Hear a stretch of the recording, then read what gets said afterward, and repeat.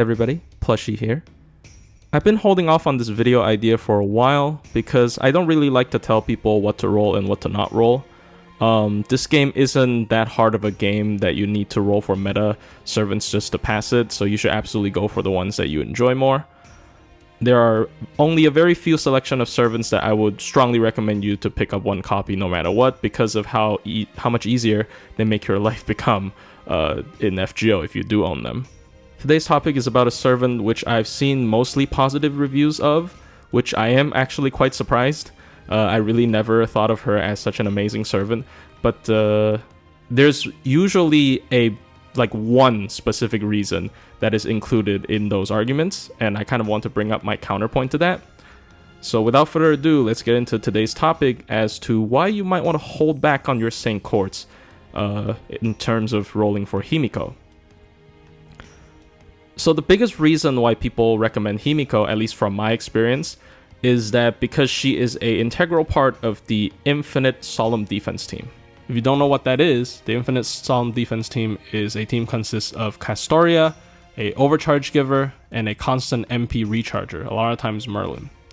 So what this team aims to do is to overcharge Castoria's MP to 5 every 3 turns. So you have your entire team with 5 hits of Solemn Defense every 3 turns, and you're untouchable, basically, unless the enemy has buff removal.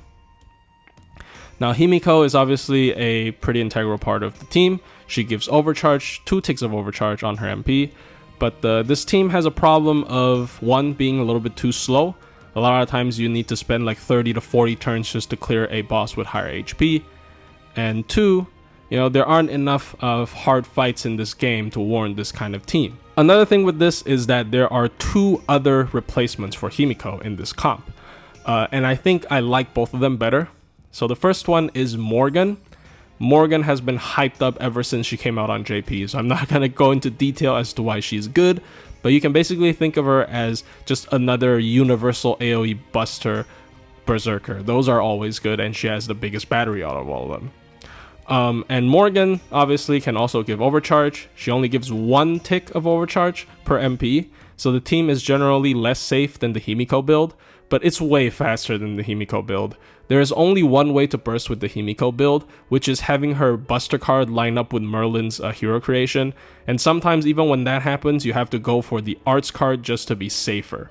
And with Morgan, you can always go with the Arts card. Even when you're doing MPs, her MP is a damaging MP, so it's still going to stack up a lot of damage compared to Himiko. And a lot of times when you're using this team, it doesn't even feel like you're using a stall team because Morgan's MP just does so much damage. So yeah, I've liked this team in general a lot better than Himiko because it's faster. Also, Morgan probably performs better outside of this team than Himiko. The second team is Rhaenys. Now, Rhaenys, after the Case Files rerun, which is quite a bit afterwards, does get an MP upgrade, which allows her to give the entire team overcharge up at 1 tick as well, and also MP gain up. Now, this team is the even safer version of the Himiko team, in my opinion, because despite Rhaenys only giving 1 tick of overcharge up, she has a lot of tools to save you if you actually run out of Solemn Defense within 3 turns. And she also has a MP that is Arts, as well as gives the entire team MP gain up, so you're going to be facing problems of not being able to charge up all your MPs within 3 turns, way less compared to the Himiko comp. And that brings up to my next point, which is in terms of gameplay, Himiko isn't the best, and there are way powerful options coming after her. So Himiko outside of the stall team is a little bit awkward. Her MP is really good. Her MP is a 50% crit up, as well as a buster up that scales from 30 to 50 depending on MP level. She has a AoE attack up that basically lets the entire team gain 24 stars every turn. But other than that, her skill sets are all selfish, and it is not very good to have a skill set that is extremely selfish on a proclaimed support servant who doesn't even have a damaging MP. And I very often find her awkward to use, especially when I want to use her in TA comps. Her 3rd skill eats up the stars for your DPS. It's very, very annoying. A way you see her being used, maybe, is to have her at level 1, and you can have her die off right afterwards, but this is super like high level stuff that only for people who really enjoy TAs. And when I make TAs constantly on YouTube and I don't even have that, it's kind of a, sign of how niche that is. So I wouldn't roll for her for that either. And finally, as a DPS, she's also suboptimal compared to other face card crit DPSs like Super Orion or Van Gogh, which we'll get into a little bit later. She's just not impressive at all. And then 2 very strong DPS hybrid supports coming out right after her, who you should hold on your cords for more in terms of gameplay. The first one is Van Gogh.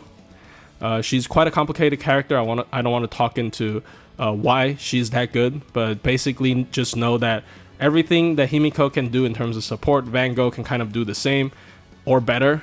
And in terms of both solo, DPS team play, and crit, she just does way better than Himiko. She is such a more versatile servant compared to Himiko that I really just would go for her instead if you like a crit damage DPS / support hybrid. And then on a slightly less similar note, I suppose, we have Dolman. Dolman is more of a DPS servant compared to Himiko, considering he has a damaging MP. But he can boost your servants that have either chaotic or evil traits a lot, and especially if they're both chaotic and evil. If you hit half the traits, you get 20% attack up and 50% crit up. And if you hit all the traits, you get a whopping 40% attack up and 100% crit up. So yeah, a lot of supportability. Also, these effects are tied to skills instead of having to use an MP. I really don't like buffs that are tied to MPs other than ones that are really spammable. And Himiko's MP is not really spammable, unfortunately. Dolman is so much easier to use compared to her, and so much more situations demands his existence, such as 90 plus nodes farming and such. In conclusion, I'm not trying to say Himiko is a horrible servant. She obviously has her own niches. She is a serviceable support, and she has some niches over the 2 servants that I brought up earlier. She is a easier servant to make into an esports compared to Dolman, who has a double guts, and Van Gogh, who has a evade and a single guts. And also, she is really good for buff stacking memes on servants that have anti-trait tied to overcharge on their MPs. But both of these are really flashy stuff that are not really relevant in normal play. So her only really practical use is, once again, the Solemn Defense spamming team. But that team really isn't that oftenly brought out. And also, if you absolutely need it, you can either borrow a Himiko or you can use an alternative that I mentioned earlier. So anyways, hope you guys enjoyed the video. If you're rolling for Himiko, I wish you the best of luck still, and I'll see you guys in the next one.